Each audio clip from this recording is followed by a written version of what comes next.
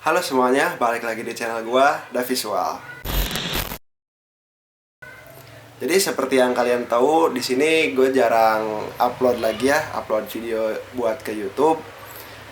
Soalnya jujur aja, gue di sini lagi mager bikin video.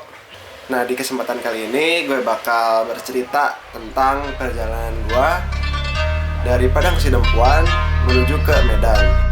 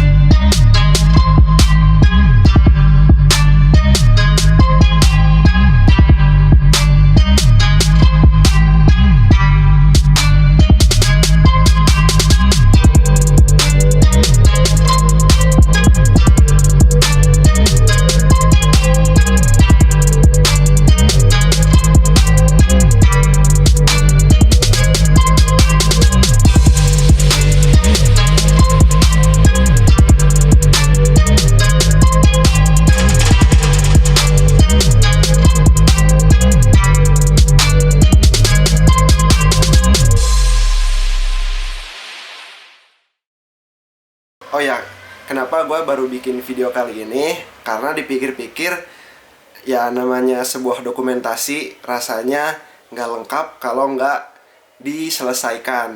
Masa nggak gantung gitu aja kan nggak enak. Jadi ya semangatin lah diri sendirinya gitu buat namatin si dokumentasi ekspedisi 0 km ini. Jadi jarak antara Padang Sidempuan ke Medan itu menurut Google Maps 380 kilometeran yang dapat ditempuh dengan waktu 9 sampai 12 jam perjalanan. Tanggal 18 Agustus jam 7 pagi kita start dari Hotel Merah Putih untuk melanjutkan perjalanan. Selamat pagi dari dalam tenda. Jadi kita camping di mana? Kok banyak truk? Ada truk, ada mobil di pom bensin. Jadi kita ngadirin tenda di pom bensin daerah ya arah ke Sipirok 30 menit setelah Padang Sidempuan. Sekarang tanggal 18 jam setengah tujuh kurang. Kita rencana mau lanjut gas ke Medan. Total perjalanan berapa jam, Kak? Total perjalanan dari Padang sampai ke Padang Sidempuan ini 9 jam ya. 12 kita 10 jam lah ya. 10 jam. Normal 10 jam, Kita 11 sama jam hujan kita di sama lembah-lembah. Hujan, ketahan hujan lumayan lah 1 jaman.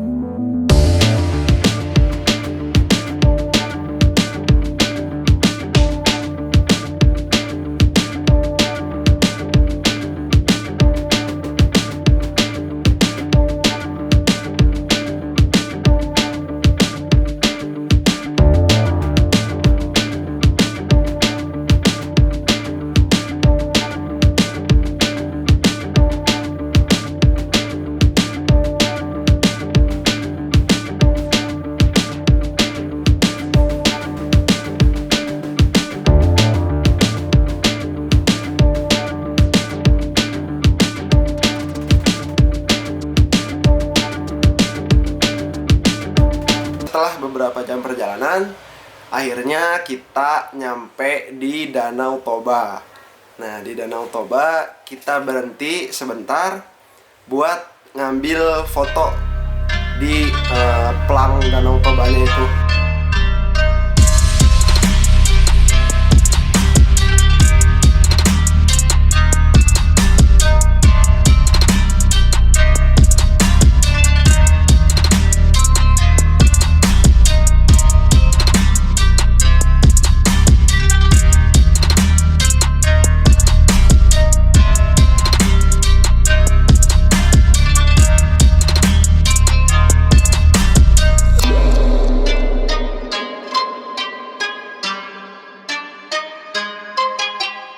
Kita di sana nggak lama-lama karena kita ngejar waktu supaya bisa nyampe Medan sebelum gelap, dan juga cuacanya pas hari itu kebetulan lagi mendung dan mau turun hujan.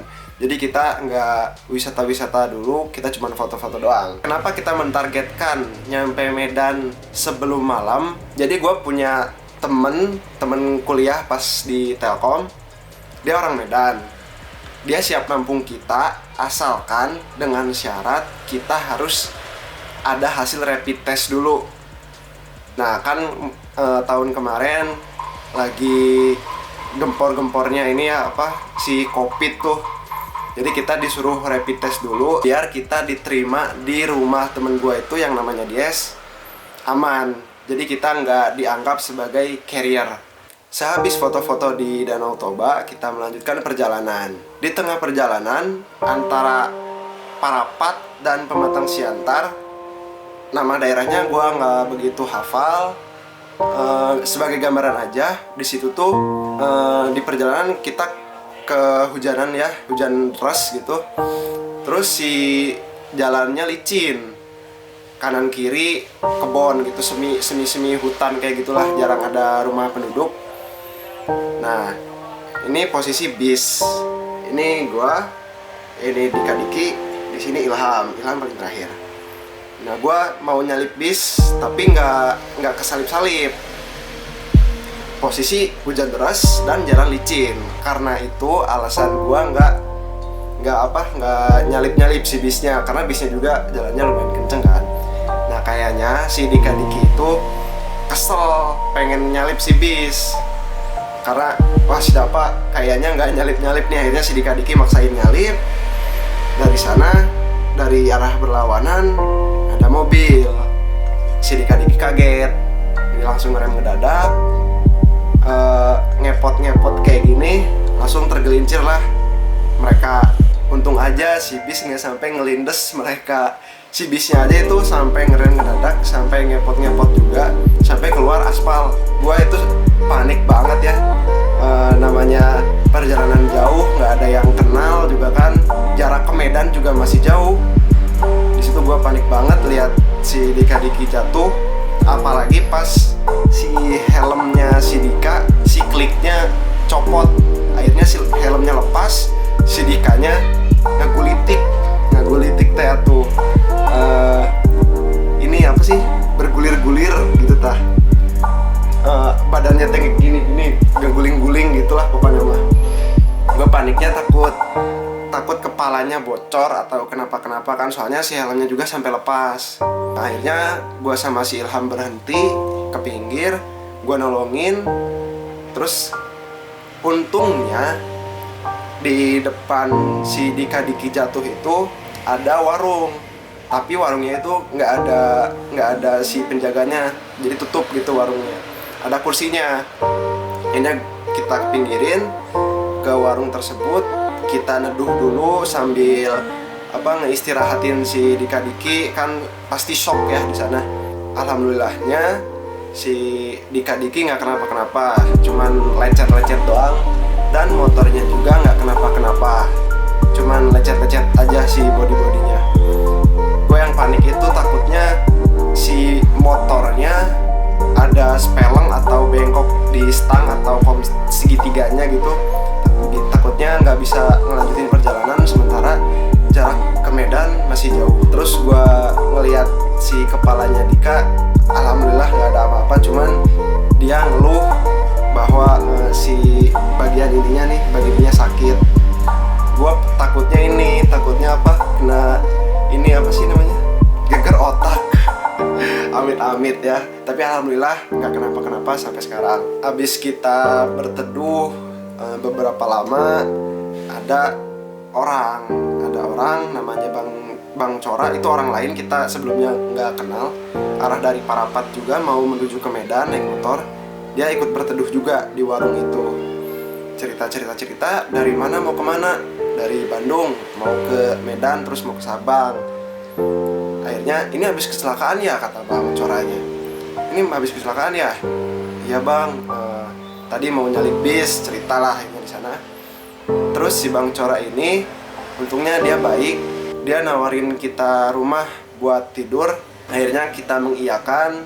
Alhamdulillah di sana ada yang nolong ya. Setelah hujan agak reda, kita langsung menuju ke Medan, ke tempat kediamannya Bang Cora.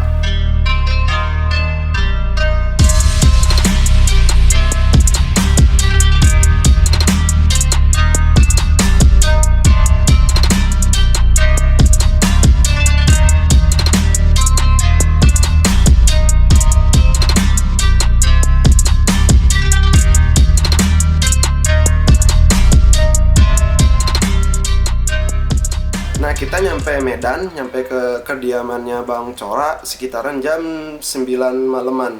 Kita nginep di rumahnya Bang Cora semalam sambil nunggu besok harinya buat tes rapid. Tanggal 19 Agustus 2020 kita pergi buat rapid test di rumah sakit di Medan.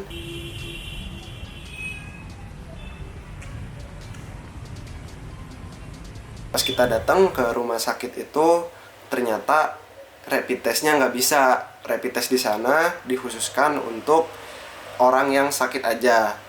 Akhirnya kita minta tolong ke Dies buat nyari-nyari tempat rapid test.